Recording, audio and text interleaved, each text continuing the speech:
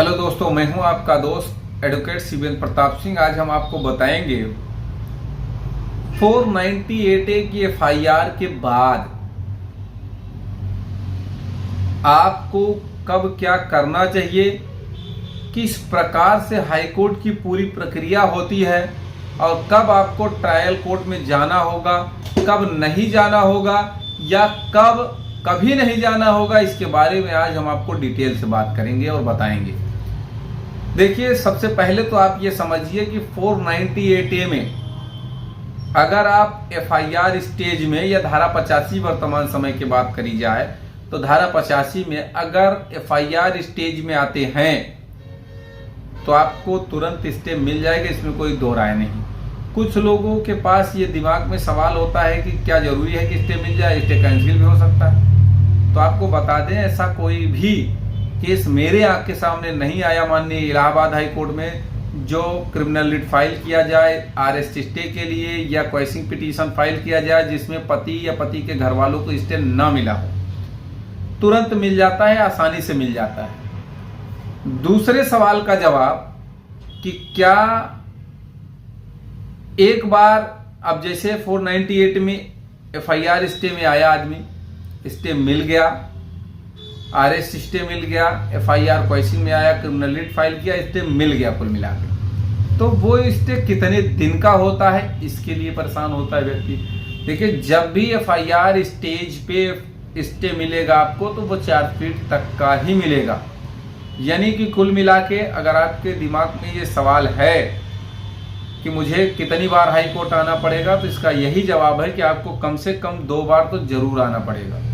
यानी कि आपको हाई कोर्ट 2 बार आना पड़ेगा।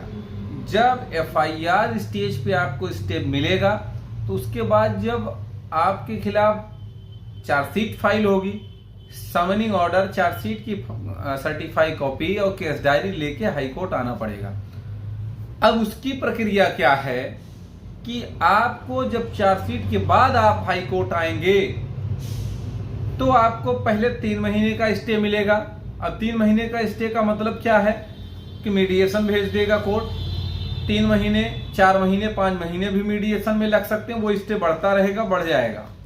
उसके बाद 3 महीने के बाद या 5 महीने के बाद या जब भी लड़की की तरफ से अर्थात पत्नी की तरफ से काउंटर आएगा, फिर आपकी तरफ से रिजवाइंडर लगेगा, तब फाइनल बहस होगी। और इन सब में साल 2 साल भी लग जाता है। अब रही बात आपके सवालों की कि साल 2 साल 3 साल लग जाएगा कोर्ट में, हम कहते हैं 5 साल लग जाए, तो पति को न हाई कोर्ट आने की जरूरत है, न घर वालों को हाई कोर्ट आने की जरूरत है, न पति या उसके घर वालों को लोअर कोर्ट जाने की जरूरत है, न ही वहां बेल कराने की जरूरत है।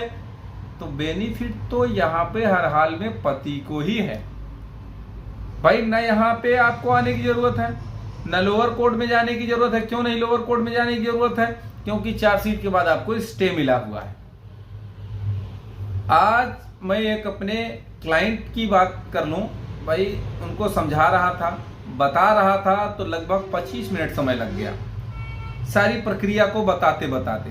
तो मुझे लगा, जरूरी समझा कि यह वीडियो क्यों न बना दिया जाए ताकि लोगों को जो भी सवाल जवाब है, फोन पे समय बर्बाद होता है, वो व्यक्तियों को आराम से मिल सके, ताकि जो 20 मिनट की 25 मिनट की बात हो वो 2 मिनट में ही समाप्त हो जाए। तो आपको फायदा ये है। अब यहाँ एक सवाल और उपजता है कि क्या एंटीसेप्टिक बेल करा लेना चाहिए। देखिए, एंटीसेप्टिक बेल वहां करानी चाहिए जब आपको गिरफ्तारी का डर हो, भय हो, शंका हो। एंटीसेप्टिक बेल किस लिए बनाई गई है कि जब आपको शंका है कि आपकी गिरफ्तारी हो जाएगी तब, वरना जरूरत नहीं है। और जब एंटीसेप्टिक बेल आप करा लेंगे तो चार्जशीट के बाद उस बेल को रेगुलर बेल भी तो कराना पड़ेगा। यानी कि अगर 5 अभियुक्त हैं, 5 को के लिए 10 जमानतदार भी तो कोर्ट को देने होंगे। अब जब आप रेगुलर बेल में हो जाएंगे तो अगर फैमिली को, माफ करिएगा, लोअर कोर्ट अगर चार्ज बना दिया तो फिर डेट टू डेट हर आदमी को जाना भी पड़ेगा। यानी कि हर बार हर व्यक्ति को जाना पड़ेगा या हाजिरी माफी देना पड़ेगा। यानी कि आपके लिए परेशानी बढ़ी रहेगी। तो आपके ऊपर है, हाई कोर्ट आने से फायदा क्या है, नुकसान क्या है, ये सारी चीजें हमने आपको बता दिया। अब यहाँ पे एक सवाल और उपजता है कि हाई कोर्ट की कोई फीस लगती है, कुछ लोग ये भी सवाल पूछते हैं। तो आपको बता दें, हर एक अधिवक्ता की एक अपनी फीस होती है। कोई लाख रुपए लोग लेता है, कोई 2 लाख लेता है, कोई 10 लाख लेता है, कोई 50 लाख लेता है, कोई 50,000 में ही केस कर देता है। कोई फीस की अलग बात नहीं होती है। हाँ, एक चीज और है कि आप मीडिएशन की जो प्रक्रिया है, अगर आप क्रिमिनल रिट में आएंगे तो भी मीडिएशन जा सकता है, कोर्ट भेज सकती है अपने मन से भी और आपके कहने पर भी।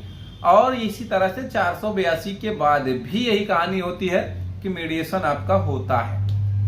एक बार हाईकोर्ट मीडिएशन जरूर कराता है और उस मीडिएशन से काफी बेनिफिट भी होते हैं। वो आपको मैंने कई वीडियोस में बता रखा है, आप देख सकते हैं, उसको जान सकते हैं, समझ सकते हैं। या अगर आपको फिर से जानना है तो आप स्क्रीन पर चल रहे नंबर पर फोन करके भी आप जानकारी ले सकते हैं डिटेल से। मेरे ख्याल से आपके सारे सवालों के जवाब मिल गए होंगे। अगर इसके अलावा फिर भी कोई सवाल है किसी भी केस से रिलेटेड तो आप स्क्रीन पर चल रहे नंबर पर फोन करके जानकारी ले सकते हैं। उम्मीद करता हूं, आशा करता हूं आज का यह वीडियो आपको बेहद पसंद आया होगा। अगर वीडियो पसंद आए तो वीडियो को लाइक करें, शेयर करें। YouTube channel CBN high court को जरूर सब्सक्राइब करें।